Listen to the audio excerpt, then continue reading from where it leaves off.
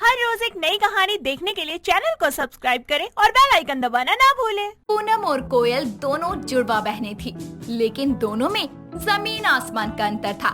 शक्ल से नहीं, रंग में। पूनम जहाँ चांद की तरह सफेद बोरी चिट्टी थी, तो कोयल अपने नाम के जैसी ही कोयल की तरह काली। बावजूद इसके दोनों बहनों में बेहद प्यार था। दोनों ने कभी भी एक दूसरे के प्रति नफरत नहीं पाली थी। लेकिन उसकी माँ कवित्री ने जरूर अपने मन में पूनम के लिए जहर और कोयल के लिए शहद भरा हुआ था। इसीलिए वो अपनी बेटियों में उनके रंग के कारण फर्क किया करती थी। ऐसे ही एक सुबह जब कवित्री मंदिर जाने के लिए निकल रही थी, तो पूनम उसको पीछे से आवाज लगाकर बोलती है, माँ, अब अपनी पूजा की थाली तो भूल ही गई। तुझे कितनी बार बोला है कि ऐसे पीछे से आवाज मत लगाया कर। और अगर तुझे पूजा की थाली याद दिलानी ही थी तो कोयल को भेज देती। सुबह सुबह अपनी ये शक्ल दिखाने आ गई। माफ करना माँ, अब से मैं कोयल को भेज दिया करूँगी। लाभ दे ये पूजा की थाली। पूनम पूजा की थाली अपनी माँ को देकर अपने कमरे में चली जाती है, जहाँ वो कोयल को डांटते हुए बोलती है, कोयल की बच्ची, तुझे मजा आता है ना मुझे डांट पड़वा कर। मैंने तुझे कहा था ना कि पूजा की थाली तू दे आ, लेकिन तूने जबरदस्ती मुझे भेज दिया। अब देखा माँ ने मुझे कितना सुनाया। अरे दीदी यार, मैंने तो इसलिए किया ताकि माँ तुमसे खुश हो, लेकिन ये माँ भी ना पता नहीं क्यों हर वक्त ज्वालामुखी की तरह उबलती ही रहती है तुम पर। ऐसे नहीं बोलते पागल, उनका हक है मुझे डांटने का। बिना गलती के भी। मुझे तो समझ नहीं आता, हम माँ की सगी औलादे हैं, फिर भी माँ मेरे से और तुमसे अलग अलग बर्ताव क्यों करती है। बल्कि तुम तो गोरी हो और हर काम में माहिर हो। मैं नहीं सोचती इन सब के बारे में। चल अब घर का काम निपटाते। दोनों बहनें मिलकर घर के कामों में लग जाती हैं। कुछ देर में उनके पिता गिरधारी लाल घर आते हैं और कवित्री को आवाज लगाकर बोलते हैं, कवित्री, ओ कवित्री, कहाँ हो? जल्दी बाहर आओ। अरे पापा, आप आ गए? माँ मंदिर गई है, अभी आती हूँ। अच्छा चलो उसको आने दो, फिर तुम सबके लिए एक खुशखबरी है। कैसी खुशखबरी पापा? अरे बेटा, तेरी माँ को तो आने दे, फिर बताऊंगा सबको एक साथ। जा, जब तक कुछ मीठा लिया, सबका मुंह मीठा कराना है। पूनम सबके लिए हलवा बना लेती है। तब तक कवित्री भी वापस आ जाती है और उसके आते ही गिरधारी उसे बताता है कि पूनम के लिए एक बहुत बड़े घर के प्रेम नाम के लड़के का रिश्ता आया है। ये सुनकर कवित्री बोलती है, क्या पूनम के लिए? अरे लेकिन मैंने आपको कहा था ना कि पहले कोयल की शादी होगी फिर पूनम की, तो आपने पूनम का रिश्ता क्यों जोड़ा? कोयल का रिश्ता दे देते उस घर में। तुम पागल हो गई हो क्या? अरे पंडित जी को तो अभी हमने पूनम की ही तस्वीर दी हुई थी, इसीलिए उसके लिए रिश्ता आ गया। कोयल के लिए भी आ जाएगा। वैसे भी बड़ी तो पूनम ही है। सिर्फ 5 मिनट पहले पैदा होने से वो बड़ी नहीं हो गई, समझे? और पूनम के लिए रिश्ता मिलना आसान है, लेकिन कोयल के लिए नहीं, यही ना। अरे कैसी माँ हो, दोनों तुम्हारी बेटियां हैं, फिर भी दोनों में इतना भेदभाव। मुझे नहीं पता। कल वो लोग पूनम को देखने और बात पक्की करने आ रहे हैं, तैयारी कर लेना। पूनम और कोयल सारी बातें सुन लेती हैं, जिसके बाद पूनम आंखों में आंसू लिए अपने कमरे में जाती है, जहाँ कोयल भी उसके पीछे पीछे जाती है और अपनी बहन को ऐसे रोता देखकर बोलती है, दीदी इतनी खुशी की बात पर तुम रो क्यों रही हो? रो नहीं तो क्या करूँ कोयल, पता नहीं माँ मुझसे इतनी नफरत क्यों करती है, लेकिन अगर माँ को मंजूर नहीं है तो मैं ये शादी नहीं करूँ। नहीं दीदी, तुम ऐसा बिल्कुल नहीं करोगी। माँ को तुम्हारी कदर अभी नहीं है। जब तुम्हारी शादी होगी, उनको लगेगा कि तुम अब इस घर को छोड़कर जाने वाली हो, तब देखना तुम्हें कैसे वो गले लगाकर प्यार करेंगी। क्या सच में ऐसा होगा कोयल? हाँ दीदी, सच में ऐसा ही होगा। अभी चलो उठो और देखो कल आपको क्या पहनना है। कोयल पूनम के साथ अगले दिन की तैयारियों में लग जाती है। अगली सुबह सभी कामों में लगे होते हैं और कोयल पूनम को तैयार करती है। पीली साड़ी में पूनम बेहद खूबसूरत लगती है और उसका गोरा रंग उसकी खूबसूरती पे 4 चांद लगा रहा था। कुछ ही देर में प्रेम अपनी माँ सुधा के साथ पूनम को देखने आता है। कवित्री और गिरधारी लाल उनका अच्छे से आदर सत्कार करते हैं और नाश्ता परोसते हैं। तभी सुधा उनसे गुजारिश करते हुए बोलती है, गिरधारी जी, आप ये सब कष्ट मत करिए, बस पूनम को बुला दीजिए। देखे तो सही, फोटो में दिख रही पूनम सामने भी बिल्कुल वैसी है या नहीं? जी मैं बुलाती हूँ पूनम को। कोयल पूनम को लेकर आती है। सुधा अपने होने वाली बहू को देखकर बहुत खुश होती है। दोनों परिवार मिलकर आज ही सगाई करके रिश्ता पक्का कर देते हैं और पूनम को महंगे महंगे तोहफे देकर जाते हैं। उनके जाते ही कवित्री बोलती है, इतने बड़े घर में शादी करनी जरूरी थी? अपनी हैसियत के मुताबिक कोई घर नहीं देख सकते थे? आगे चलकर लोग हमें कहेंगे कि एक लड़की को महलों में भेज दिया और दूसरी को झोपड़ी में। अरे भाग्यवान, तुम ऐसा क्यों सोचती हो? कोयल के लिए भी ऐसा ही बड़ा घर ढूंढूंगा। उसके काले रंग के चलते उसको नहीं मिलेगा इतना बड़ा घर, ऊपर से दहेज देकर शादी करनी पड़ेगी, वो अलग। आपको तो बस पूनम की पड़ी है, मेरी कोयल की तो कोई परवाह ही नहीं है। अरे पूनम तुम्हारी नहीं है क्या? तुम्हारी ही कोख से जन्म लिया है उसने। इतनी निर्दयी पत्थर दिल कैसे हो सकती हो तुम? आपको तो पत्थर दिल लगूंगी ही, पर मुझे पता है कि काली होने पर क्या क्या झेलना पड़ता है। अरे मेरी माँ ने मुझे काली होने पर कभी प्यार नहीं किया। मेरी तो शादी भी नहीं हो रही थी कहीं। आप भले इंसान थे जिसने रंग रूप नहीं बल्कि दिल देखा, लेकिन दुनिया ऐसी नहीं है। कोयल के लिए मैं पूनम से भी अच्छा लड़का ढूंढूंगा, ये मेरा वादा है। मुझे नहीं पता, मैं इस शादी में दिल से किसी भी रस्म में शामिल नहीं होंगी। कवित्री का भेदभाव पूनम को अंदर ही अंदर खाए जा रहा था। वो हमेशा से अपनी माँ के प्यार के लिए तरसती रही। सगी बेटी होकर भी सौतेलो जैसा बर्ताव उसने झेला था, लेकिन फिर भी उसने आज तक उफ तक नहीं की थी। अब शादी तो जुड़ चुकी थी, तो तैयारियां भी शुरू हो गई थी। हल्दी की रस्म वाले दिन पड़ोस की औरतें पूनम को हल्दी लगाने के बाद कोयल से बोलती है, अरे कोयल, तू भी हल्दी लगा ले, क्या पता पूनम की हल्दी से तू भी थोड़ी निखर जाए। ये बात सुनकर कवित्री को गुस्सा आ जाता है और वो सबके सामने अपनी पड़ोसन से बोलती है, अरे आपको इस रस्म में हल्दी लगाने बुलाया था, ताने मारने नहीं। और मेरी कोयल को किसी की उतरी हुई हल्दी की जरूरत नहीं है। कवित्री कोयल को खींचकर कमरे में ले जाती है। ये देखकर पूनम की आंखों में आंसू आ जाते हैं कि उसकी माँ उसको ताने मारकर उसकी हल्दी की रस्म से चली गई। शादी का दिन आता है। घर में लोगों की भीड़ थी। बाहर बम पटाखे जलाए जा रहे थे, जिसके कारण एक जलता हुआ रॉकेट खिड़की से पूनम के कमरे में आ जाता है और कमरे के पर्दों में आग लगनी शुरू हो जाती है। इन सब से अनजान पूनम दुल्हन के जोड़े में तैयार होकर अपनी माँ के प्यार के लिए तरसती हुई खुद से बोलती है, हे भगवान, अगर इस गोरे रंग के चलते मेरी माँ मुझसे यूं ही नफरत करती रहेगी तो नहीं चाहिए मुझे ये रंग रूप। ले लो मुझसे सब कुछ, लेकिन मेरी माँ मुझे वापस दे दो। तभी पूनम के कमरे में लगी हुई आग पूरे घर में फैल जाती है। इसीलिए सभी लोगों को घर से निकाल दिया जाता है। पूनम भी अपने आसपास देखती है और चारों तरफ आग लगी होती है। वो जैसे तैसे खुद को बचाते हुए बाहर आती है तो देखती है कवित्री कोयल कोयल चिल्लाकर उसको पुकारती है, लेकिन कोयल कहीं नहीं थी। तभी पूनम वापस घर में जाती है और बेहोश पड़ी कोयल को आग से घिरे हुए कमरे से बाहर लाती है। पर दरवाजे पर आकर वो देखती है कि जलता हुआ दरवाजा गिरने वाला है। ये देखकर वो कोयल को धक्का देकर बचा लेती है और खुद जलते हुए दरवाजे के नीचे आ जाती है। ये देखकर कवित्री चिल्ला चिल्ला कर बोलती है, पूनम, मेरी बेटी, अरे कोई बचाओ उसे, वो जल रही है, बचाओ। दीदी, कोई दीदी को बचाओ। पूनम जलते हुए दरवाजे के नीचे आ जाती है। समय रहते उसको बचाकर हॉस्पिटल ले जाया जाता है, लेकिन उसका चेहरा आधा जल जाता है।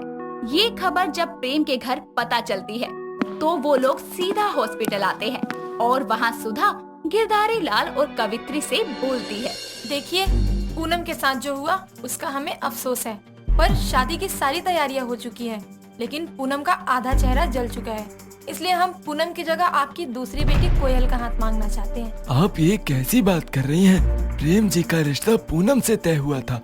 आज वो मुसीबत में है, उसका चेहरा जल गया है, तो आप लोग उसकी बहन को पसंद कर रहे हैं, उसका रिश्ता मांग रहे हैं। अंकल, ये कोई फिल्म नहीं है जहाँ सच्चाई को देखते हुए भी हम महान इंसान बनने के लिए सब नजरअंदाज कर दें और आपकी जली हुई बेटी को अपना लें।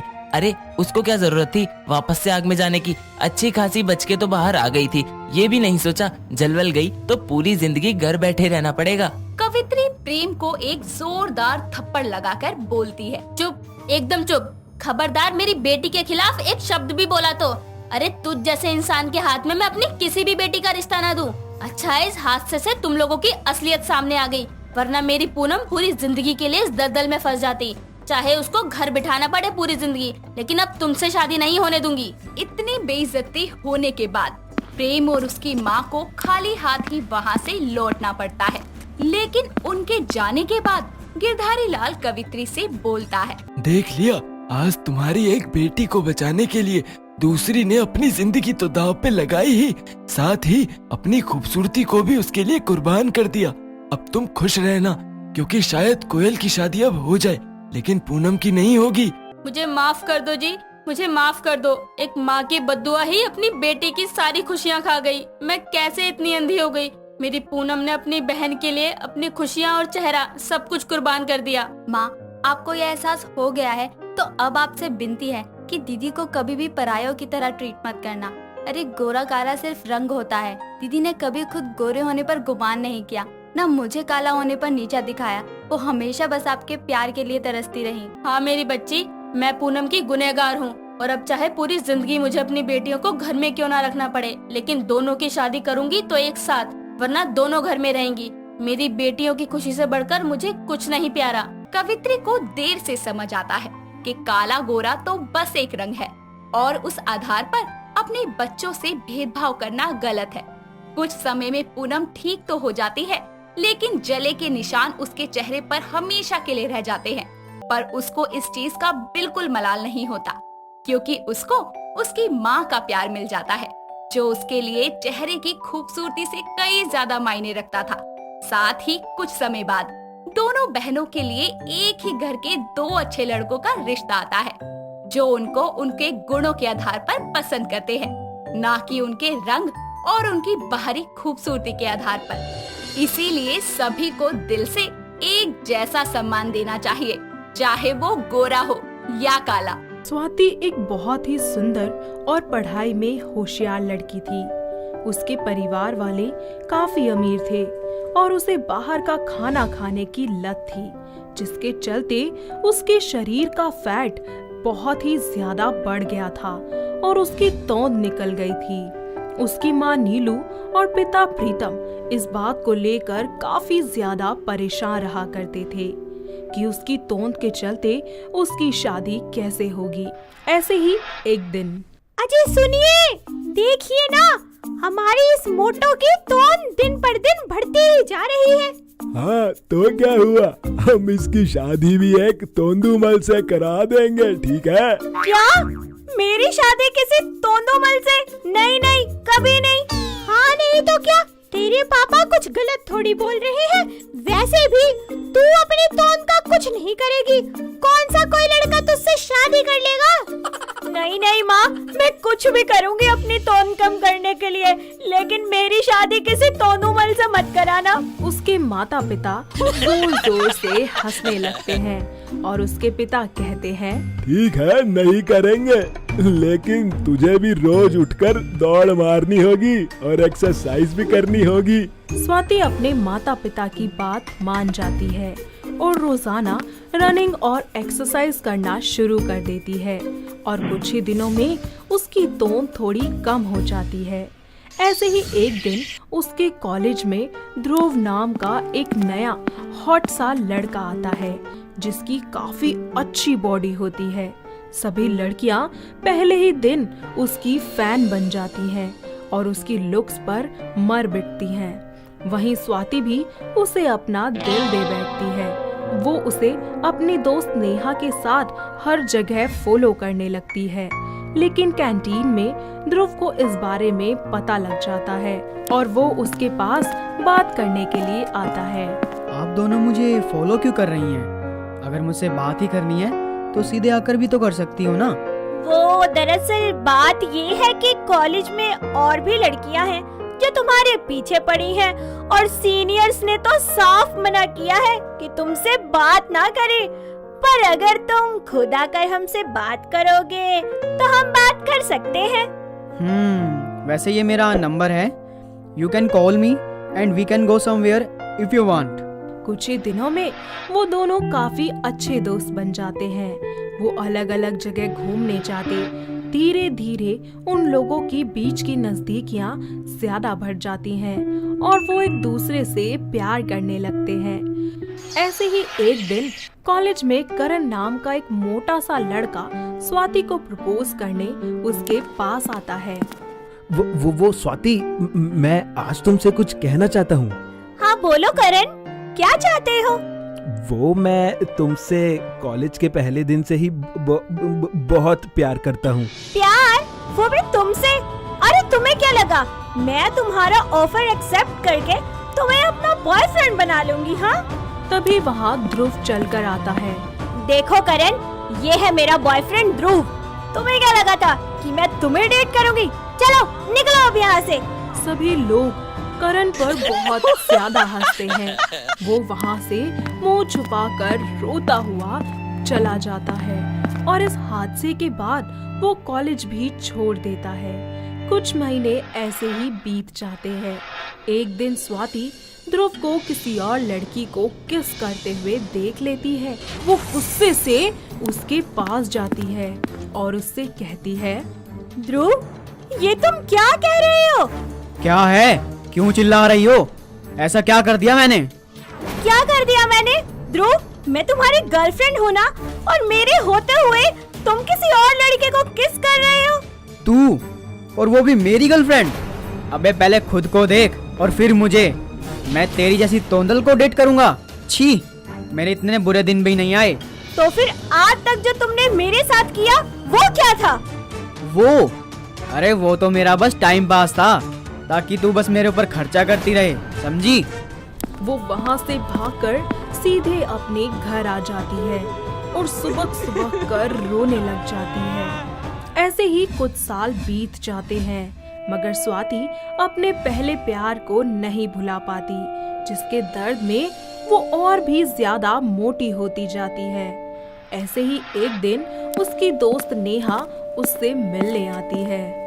चलना साथ घूमने चलते हैं। कितना टाइम हो गया यार हमें साथ घूमे। नहीं, मेरा मूड नहीं है यार। क्या है स्वाति, आखिर कब तक तू उस ध्रुव के बारे में सोचती रहेगी? अरे 3 साल हो चुके हैं इस बात को, भूल जाओ उसे। वो दोनों एक साथ मॉल घूमते हैं और फिर मॉल के फूड कोर्ट में जाकर बैठ जाते हैं।